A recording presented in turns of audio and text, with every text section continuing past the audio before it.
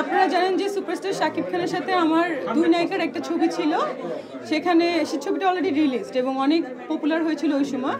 তো ওই ছবিটা আমি ছেড়ে দিয়েছি বিকজ দুই নায়িকা ছিল, কারণ যে নায়িকা আমার সঙ্গে ছিল সে সিনিয়র ছিল, দেখা যেত যে আমাকে সেকেন্ড নায়িকা করা হয়েছে।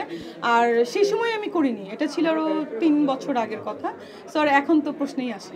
আমরা কিন্তু অনেক সিনেমাতে দেখি, বলিউড টলিউড যেটাই বলেন না কেন, এক সিনেমায় বেশ কিছু নায়িকা বা বেশ কিছু আর্টিস্ট থাকে, কিন্তু আপনি আগে একটা শাকিব খানের সাথে সলো করি, দেন আমি 10টা নায়িকার মধ্যে একটা থাকতে চাই, সমস্যা নেই আমার।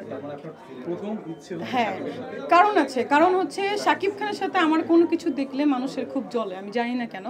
তার সঙ্গে আবার অনেক ভালো বলতে পারেন as a brother, as a artist, co artist বা অ্যাজ এ সিনিয়র আর্টিস্ট বা যেটাই বলেন, খুব ভালো রিলেশন। কিন্তু মানুষজনের কেন এত জ্বলে আমি জানি না। আর আমার সাথে শুধু ওনার না, সব হিরোদের সাথে হিরোইনদের সাথেই ভালো রিলেশন।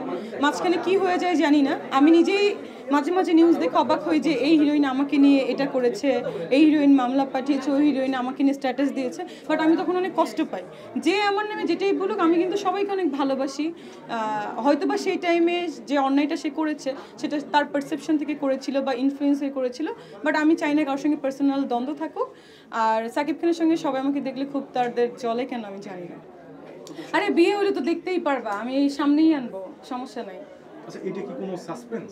এটা সাসপেন্স, আমার লাইফে সবই সাসপেন্স, আমি নিজেই সাসপেন্স নাম দিয়ে দিব আমার, ভাবতেছি। মানে দর্শককে আসলে ধরে নিতে পারে যে কিছু একটা ঘটেছে। শুনুন, আমি বলি, আর্টিস্টদের সব কিছু একটু সাসপেন্স থাকা প্রয়োজন।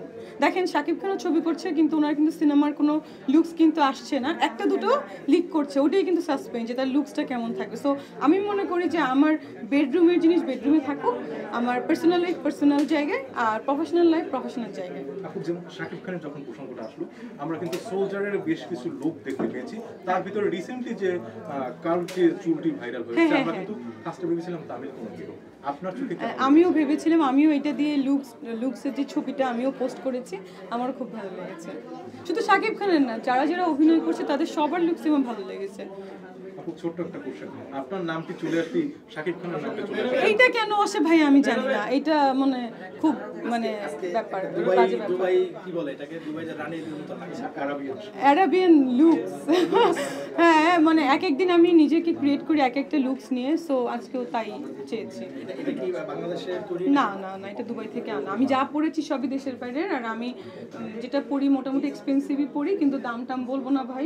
ওটা আমাকে লাইক মানে কি বলে, আমাকে নক করে করে দাম জিজ্ঞাসা করে ফেলেছে, পরে দেখা যায় যে আমার পার্সোনালিটি অনেক লো দেখা যায়, যে হ্যাঁ তুমি দাম বলেছো, এটা করেছো ওটা করেছো। ভাই মাফ ছিল। আমরা দেখেছি আন্টিকে নিয়ে এসেছেন। হ্যাঁ, আমার আম্মু সবসময় আমার সঙ্গে থাকে।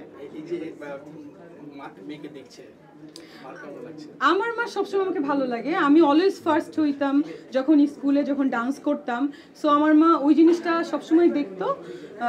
সে জানে তার মেয়ে হচ্ছে অন্য ব্যাপার, তার মেয়ে অলওয়েজই ফার্স্ট হয়, কখনো সেকেন্ডের দিকে যায় না।